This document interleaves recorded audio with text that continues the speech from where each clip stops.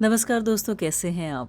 मैं जानती हूँ बिल्कुल अच्छे होंगे, खुश होंगे और इस वक्त बहुत ध्यान से सुन रहे होंगे मुझे। लेकिन जब मेरी बात आती है तो मुझे ऐसा कभी फ़ील नहीं होता कि मेरे में कोई बहुत अच्छी क्वालिटीज़ हैं, लेकिन एक क्वालिटी जो हमेशा मुझे बहुत इंस्पायर करती है, मुझे प्रेरणा देती है, वो है कि मैं भारतीय हूँ। और ये जो पहचान है भारतीय होने की, ये एक बहुत खुशी देती है।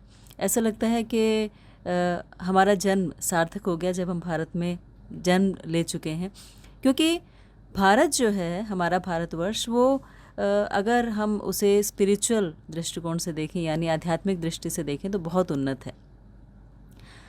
और वैसे बहुत सारी क्वालिटीज़ और भी होती हैं हम भारतीयों में, जैसे हम कॉस्ट कॉन्शियस बहुत ज़्यादा होते हैं। कौन सी चीज़ कहाँ सस्ती मिल रही है हमें ज़रूर पता होता है। और हम वैल्यू फॉर मनी समझते हैं, हम समझते हैं कि पैसे की अहमियत क्या है, इसलिए हम उसे कभी बर्बाद नहीं करते, ख़राब नहीं करते। हम बहुत सेंसिटिव होते हैं, हम हर एक का ख्याल रखते हैं, हम किसी की आंखों में आंसू नहीं देख सकते। लेकिन इन सब के साथ एक चीज़ और है जो हमारे अंदर बहुत प्रोमिनेंट है, और वो है जैसे कॉस्ट कॉन्शियस है, ऐसे ही कास्ट कॉन्शियस भी हैं। हम कहीं ना कहीं इस बात को बहुत महत्व देते हैं, और एक एफिनिटी डेवलप हो जाती है जब पता लगता है कि हम सेम कास्ट क्रीड को बिलोंग करते हैं, और वो एफिनिटी हमें एक बॉन्डिंग देती है। लेकिन प्रॉब्लम ये है कि ये जो कास्ट कॉन्शियस होना है, जिसकी वजह से आज इतने सारे अलग अलग समाज सभाएं और इतना कुछ है, इवन मैट्रिमोनियल साइट्स पे भी आप देखते हैं अलग अलग कैटेगरीज होती हैं, या बहुत सारे और भी फैक्टर्स होते हैं जो इससे जुड़े रहते हैं।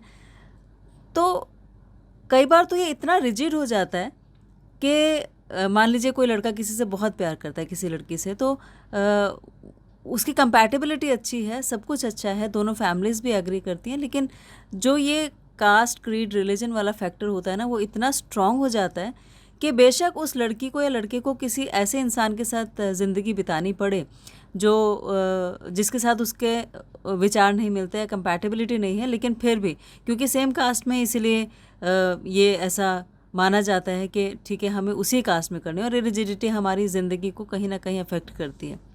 लेकिन अगर हम भगवत गीता की बात करते हैं तो भगवत गीता से जैसे हम टिप्स लेते हैं, हर बार कोई ना कोई प्रैक्टिकल टिप्स जो हमारी ज़िंदगी से कहीं ना कहीं जुड़ा रहता है, तो क्या ये कास्ट कॉन्शियस होना भगवत गीता में कहीं पर है? कहीं ऐसा हम देखते हैं? तो ये भी भगवत गीता में है, क्योंकि भगवत गीता अपने आप में एक पूरा ऐसा मैनुअल है जिसमें हर प्रॉब्लम का सॉल्यूशन है और हर बात का क्लैरिफिकेशन है। और इसीलिए आज हम श्लोक लेते हैं 4th चैप्टर का 13 श्लोक, जिसमें ये जो अलग अलग कैटेगरीज़ हैं उनके बारे में बताया गया है। और वो कैटेगरीज़ हैं: चतुर्वर्णा मया सृष्टम गुण कर्म विभागशा तस्य कर्तारम अभिमाम विद्यकर्ता रम वयम। तो ये जो श्लोक है 4.13, जिसमें कि चार जो कैटेगरीज़ हैं वो बताई गई हैं, 4 वर्ण और 4 आश्रम की कैटेगरीज़ बताई गई हैं। ये कैटेगरीज़ कहीं ना कहीं हमारी ज़िंदगी से आज भी जुड़ी हुई हैं, कि 4 जो कैटेगरीज़ हैं वो है intellectual class, administrative class, productive या बिजनेस क्लास, और वर्किंग क्लास यानी सर्विस क्लास। तो बुद्धिजीवी वर्ग एक होता है, एक क्षत्रिय होता है, वैश्य होता है, और वर्किंग क्लास भी होता है। अब ये चारों कैटेगरीज़, जिसे हम ऐसा समझते हैं कि ये बाय बर्थ हमारे साथ जुड़ी हुई हैं, लेकिन भगवत गीता ये बताती है कि ये जो कैटेगरीज़ हैं, इंटेलेक्चुअल होना या एडमिनिस्ट्रेटिव होना या प्रोडक्टिव होना या वर्किंग क्लास होना, ये हमारे बर्थ से जुड़ा हुआ नहीं है, ये हमारी क्वालिटी एंड वर्क से जुड़ा हुआ है। यानी हम कैसा सोचते हैं, कैसा काम करते हैं, इन सब से इसका लेना देना है, इससे इसका जुड़ाव है। जैसे मान लीजिए अगर हम कहें कि एक डॉक्टर का बेटा हमेशा डॉक्टर होगा, तो ये पॉसिबल नहीं है, क्योंकि जब तक वो एमबीबीएस नहीं करता, एमडी नहीं करता, तब तक वो डॉक्टर नहीं हो सकता।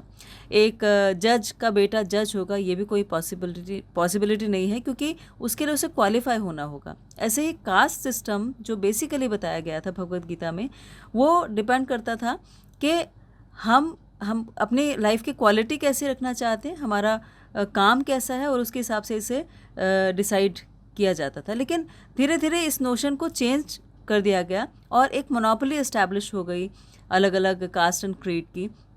और वो जो मोनोपोली थी उसने उसका जो बेसिक स्ट्रक्चर था उसको ख़त्म कर दिया। तो इस मिसकंसीव्ड आइडिया के साथ हम जीने लगे कि अगर उसका जन्म हुआ है एक इंटेलेक्चुअल क्लास में या ब्राह्मण परिवार में तो ब्राह्मण ही होगा, अगर क्षत्रिय परिवार में हुआ तो क्षत्रिय होगा, अगर वैश्य परिवार में हो तो वैश्य होगा। तो इस तरह से अलग अलग कैटेगरीज हमने समझने लगे। तो बजाय एक नेचुरल डिवीज़न के जो भगवद गीता का बेसिस था, हमने उसको एक नेशनलिस्टिक डिवीज़न में कन्वर्ट कर लिया, एक ऐसी डिवीज़न में जिससे कि आइडेंटिटी क्राइसिस ज़्यादा बढ़ गया। आइडेंटिटी क्राइसिस इसीलिए बढ़ा क्योंकि आप ही सोचिए कि मान लीजिए एक बच्चा जो है उसका जन्म होता है एक ऐसे परिवार में जहाँ पर बहुत शास्त्रों का अध्ययन किया जाता है, जो बुद्धिजीवी वर्ग कहलाता है, या वो उसमें उसके जो फादर हैं वो मंत्रोच्चारण करते हैं, या ब्राह्मण की कैटेगरी में है। लेकिन ये ज़रूरी नहीं कि बच्चा जो है उसको भी सेम उसका जो इन्फ्लुएंस है या उसकी जो नेचुरल टेंडेंसी है वैसी हो सकता है कि वो बॉडीली बहुत स्ट्रांग है। तो जब बॉडीली स्ट्रांग है तो उसमें क्षत्रिय क्वालिटीज़ ज़्यादा हैं, यानी वो एक अच्छा एडमिनिस्ट्रेटिव हो सकता है, या फिर वो आर्मी ज्वाइन कर सकता है, या ये हो सकता है कि वो बिज़नेस क्लास में जाना चाहे क्योंकि वो उस तरह से सोचता है, वो अच्छा बिज़नेस चला सकता है, या ये हो सकता है कि वो सर्विस क्लास में जाना चाहे।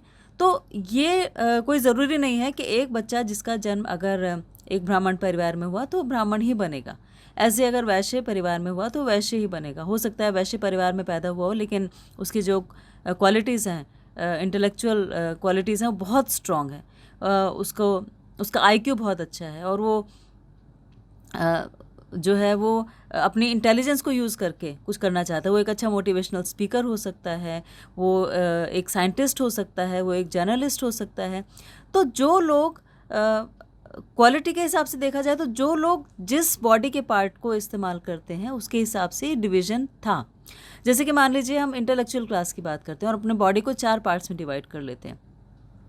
तो इंटेलेक्चुअल क्लास का मतलब हो गया कि हमारा जो हेड पोर्शन है, यानी गर्दन से ऊपर का भाग, वो हम ज़्यादा यूज़ करते हैं। तो जनरली आप देखेंगे कि जो बहुत सारे लेक्चरर्स हैं या स्पीकर्स हैं या फिर मे बी जो शास्त्रों का अध्ययन करना चाहते हैं, जो स्क्रिप्चर्स को पढ़ते हैं अलग अलग, वो सारे के सारे इस कैटेगरी में आते हैं, यानी बुद्धिजीवी होते हैं, इंटेलिजेंट क्लास में होते हैं।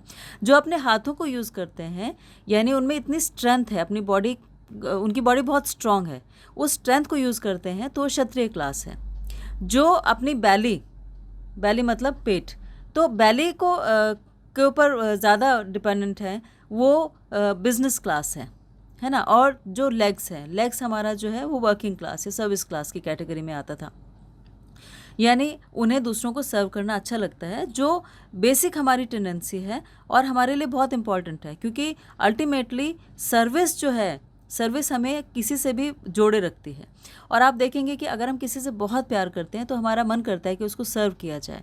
तो बहुत सारे लोगों की ऐसी टेंडेंसी होती है कि उन्हें दूसरों को सर्व करना बहुत अच्छा लगता है, और वो जो सर्विस एटीट्यूड उनका होता है वो उन्हें इंस्पायर करता है कि वो किसी न किसी की सेवा करें, किसी का ख्याल रखें, किसी की केयर करें। तो केयर गिवर्स हो गए, या ऐसे लोग जो दूसरों के फिज़िकल एलिमेंट्स या दुख, उनकी बॉडी में कोई दुख है तो उसको ठीक करना चाहते हैं।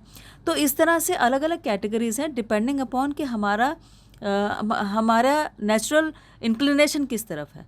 अगर हम इसको फॉलो करते हैं तो हमारे अंदर कोई भी आइडेंटिटी क्राइसिस नहीं होता, क्योंकि तब हम ये समझ पाते हैं कि हमारा बेसिक नेचर क्या है, और वो बेसिक नेचर समझना बहुत ज़रूरी है। लेकिन आज हम उस नेचर को समझते नहीं हैं, इसीलिए इतना जो मिसकंसीव्ड आइडिया हमारे दिमाग में कास्ट और क्रीड को लेकर है, और हम बच्चे को फोर्स करते हैं। जैसे कि मान लीजिए कोई बच्चा जो है वो उसको सर्विंग बहुत पसंद है, यानी उसको किसी को सर्व करना, किसी के लिए अच्छा खाना बनाना अच्छा लगता है, या किसी को फिज़िकली कुछ कोई दुख है तो उसको वो ठीक करना अच्छा लगता है, तो उसको सर्विंग पसंद है। लेकिन क्योंकि उसके पेरेंट्स जो हैं वो एक और अलग कैटेगरी में जीते हैं, हो सकता है वो स्पीकर्स हैं, हो सकता है वो डॉक्टर्स हैं, हो सकता है वो जर्नलिज्म में है, तो वो सोचेंगे कि नहीं हमारा बेटा इसी फील्ड में जाना चाहिए, है ना। तो उसे बिज़नेस क्लास में नहीं जाने देंगे, या उसे आर्मी ज्वाइन नहीं करने देंगे, या उसे ये कहेंगे कि नहीं, ये तुम्हारा फैमिली बिजनेस यही है और इसी को ही तुम्हें फॉलो करना है, इसके अलावा तुम कुछ नहीं कर सकते। तो वो बच्चा बेशक उस चीज़ को फॉलो कर लेगा, लेकिन अपनी आइडेंटिटी से वो हमेशा जूझता रहेगा, क्योंकि उसको समझ ही नहीं आएगा कि वो जो कर रहा है वो उसको सेटिस्फेक्शन क्यों नहीं दे रहा, वो उसका पैशन नहीं है। तो इस बात को समझने के बाद भी हम ज़बरदस्ती अपने बच्चों को अलग अलग ऐसी कैटेगरीज़ में डालते हैं कि हम साइंटिस्ट हैं तो बच्चे को साइंटिस्ट बनना है, इसलिए साइंस लेनी ही पड़ेगी, उसको ह्यूमैनिटीज़ नहीं लेने देंगे, उसको कॉमर्स नहीं पढ़ने देंगे। तो इस वजह से क्या हो गया, ये इतना स्ट्रॉन्ग इम्बाइब्ड हो गया हमारे अंदर कि हमारे लिए पीयर प्रेशर हो गया, हमारे लिए सोसाइटल प्रेशर्स हो गए कि भैया हमारा बच्चा और कोई दूसरा काम कैसे कर सकता है। लेकिन उसकी वजह से उस बच्चे की ज़िंदगी ख़राब हो रही है तो उसको हम कंसिडर नहीं करते, और ये जो है ये कहीं ना कहीं हमारे दुख का कारण भी है। और इससे क्या होता है कि धीरे धीरे हमारी जो सोसाइटी जो एक अच्छे डिवीजन में थी, यानी ये 4 कैटेगरीज जो थी, चतुर्वर्णा मया सृष्टम गुण कर्म विभागशः तस्य कर्ता रम अपमा विद्या कर्ता रम वयम, के 4 वर्ण और 4 आश्रम में डिवाइडेड थी। 4 वर्ण तो यही हो गए, 4 वर्ण हो गए, intellectual class, administrative class, productive class and service class. और आश्रम जो हो गए वो हो गया ब्रह्मचार्य, गृहस्थ, वानप्रस्थ और सन्यास। तो ये 4 कैटेगरीज थी, दोनों अलग अलग कैटेगरीज थी, जो बेसिकली हमें अपने स्पिरिचुअल एलिवेशन के लिए मोटिवेट करती थी। लेकिन क्योंकि हमने इसको फॉलो गलत तरीके से करना शुरू कर दिया, हमने इस नोशन को समझा नहीं, तो इस वजह से एक क्लासलेस सोसाइटी डेवलप होने लग गई। और उस क्लासलेस सोसाइटी की वजह से हम ये इतने भटकाव में आ गए, हमें समझ में ही नहीं आ रहा है कि हम कहाँ जा रहे हैं और क्यों जा रहे हैं। तो क्वालिटी अपनी समझना, अपना काम समझना, यानी अपने पैशन को आइडेंटिफाई करना, ये भगवत गीता हमें बताती है। और क्वालिटी वाइज देखा जाए तो हम सब में जो क्वालिटीज़ हैं वो अलग अलग होती हैं और कहीं ना कहीं भगवान से जुड़ी रहती हैं। जुड़ी इसीलिए रहती हैं क्योंकि हम उनके पार्ट एंड पार्सल हैं। तो जैसे सोने का एक कण सोना होता है, या एक समुद्र की एक बूंद ले लें वो खारी होती है, ऐसे जो क्वालिटीज़ ईश्वर में हैं वो हमारे अंदर भी हैं, लेकिन हमारे अंदर बहुत कम क्वांटिटी में है। सूक्ष्म ईश्वर हमें, या अधीनस्थ ईश्वर इसीलिए कहा जाता है कि क्वालिटीज़ तो सेम है लेकिन हम अधीन हैं, हम इंडिपेंडेंट नहीं हैं प्योरली। तो उसमें ये समझना कि हम इन कैटेगरीज़ में हैं, कि हम इंटेलेक्चुअल क्लास में है, या एडमिनिस्ट्रेटिव में है, या बिजनेस क्लास में है, या सर्विस क्लास में, ये बहुत इंपॉर्टेंट है। और पहले ऐसा बच्चों को सिखाया जाता था, क्योंकि जब गुरुकुल में होते थे तो 64 कलाओं से पारंगत उन्हें किया जाता था। तो 64 कलाओं में उन्हें कढ़ाई बुनाई भी सिखाई जाती थी, उन्हें खाना बनाना सिखाया जाता था, उन्हें मेकअप सिखाया जाता था, उन्हें तीर कमान चलाना सिखाया जाता था, उन्हें श्लोक उच्चारण करना सिखाया जाता था। तो हर तरह की कला में वो पारंगत होते थे, और इस वजह से वो कभी भी इस आइडेंटिटी क्राइसिस में नहीं आते थे, और जो उन्हें पसंद होता था उसको वो अडॉप्ट भी कर पाते थे। तो इस वजह से पहले की जो सोसाइटी थी वो क्लासलेस नहीं थी, वो बहुत स्ट्रांगली उसमें इम्बाइब प्रिंसिपल्स थे जो एक अच्छी लाइफ को, एक सुलझी हुई लाइफ को जीने में हेल्प करते थे। आज जैसे आज हम कंफ्यूज हैं, ऐसा नहीं होता था। तो इसीलिए हमें इस बात को समझना बहुत ज़्यादा ज़रूरी है कि हम जो नोशन अपने अंदर रखते हैं, बेशक वो कास्ट कॉन्शियसनेस को लेके हो, तो उसका सॉल्यूशन भी भगवत गीता में है। तो अगर हम इसे पढ़ते हैं तो हम एक्चुअली समझ पाएंगे कि कौन व्यक्ति जो है किस कैटेगरी में। और भगवत गीता बहुत लिबरली ये बताती है कि ये कैटेगरीज, अगर आप इंडियन नहीं हैं तो भी आप इस कैटेगरी में आ सकते हैं। मतलब एज ए ह्यूमन ये एक कहा जाए तो एक स्पिरिचुअल कम्युनिज्म को बढ़ावा देती है। क्यों? क्योंकि कोई भी, आप कहीं पे भी रहते हैं, इंडिया से बाहर भी रहते हैं, किसी भी फॉरेन कंट्री में रहते हैं, तो भी अगर आप अपनी आइडेंटिटी क्राइसिस से बाहर निकलना चाहते हैं और भगवत गीता को एक बेसिक मैनुअल बनाकर पढ़ते हैं, तो इस बात से बिल्कुल बाहर आराम से निकल सकते हैं, और जो कैटेगरीज़ हैं उसके बारे में बहुत क्लियरली समझ सकते हैं, और उसके हिसाब से अपने आप को, अपनी नेचर को डिफ़ाइन कर सकते हैं। और एक्चुअली यही विद्या है, यही इस इग्नोरेंस से बाहर निकलने का तरीका है, यही नॉलेज है। और इसी नॉलेज को समझ के हम अपने आप को ठीक रख सकते हैं। जैसे कि भगवत गीता के 5th चैप्टर के 18 श्लोक में कहा गया है, विद्या विनय संपन्ने ब्राह्मण गवि हस्तिनी शुनि च शौपिका च पंडिता समदर्शिना, कि कौन व्यक्ति ऐसा है जो इंटेलेक्चुअल है, वो जिसको नॉलेज जो है हम्बल बनाती है। नॉलेज से वो उसमें अहंकार नहीं आ जाता, वो ऐसा नहीं समझता कि मेरे से आगे कोई है ही नहीं, बल्कि ऐसा व्यक्ति एक्चुअली नॉलेजेबल है जो ये समझ पाता है कि मुझसे ज़्यादा तुच्छ कोई इंसान हो ही नहीं सकता। तो वो अपनी पोजीशन को समझ पाता है ना, वो उतना हम्बल हो पाता है। तो वो ह्यूमिलिटी भगवद गीता हमें सिखाती है। बेशक हम इंटेलेक्चुअल क्लास में रहें, बेशक हम एडमिनिस्ट्रेटिव क्लास में रहें, बेशक हम बिजनेस क्लास में हो, बेशक हम सर्विस क्लास में हो, लेकिन हमारा अहंकार ख़त्म कर देती है। और जहाँ अहंकार ख़त्म होता है वहाँ से हमारी रियल आइडेंटिटी शुरू होती है। तो इसीलिए भगवद गीता से जो टिप्स हैं, आई होप कि आपको इससे बहुत हेल्प मिलेगी और आप इसे ठीक से पढ़ेंगे और पढ़ के अपना जो इंटरप्रिटेशन है उसको करेंगे, समझेंगे। और आपने इस वक्त इस पॉडकास्ट के लिए इतना वक्त निकाला, इसे सुना, इसके लिए आपका बहुत बहुत थैंक यू, धन्यवाद, शुक्रिया। प्लीज़ अपना बहुत ख्याल रखिएगा। और अगर आपके कोई क्वेश्चंस हैं तो कमेंट सेक्शन में आप लिख सकते हैं, उसे हम रिजॉल्व करेंगे, या कोई लाइव सेशन भी कर सकते हैं या पर्सनली भी बात कर सकते हैं।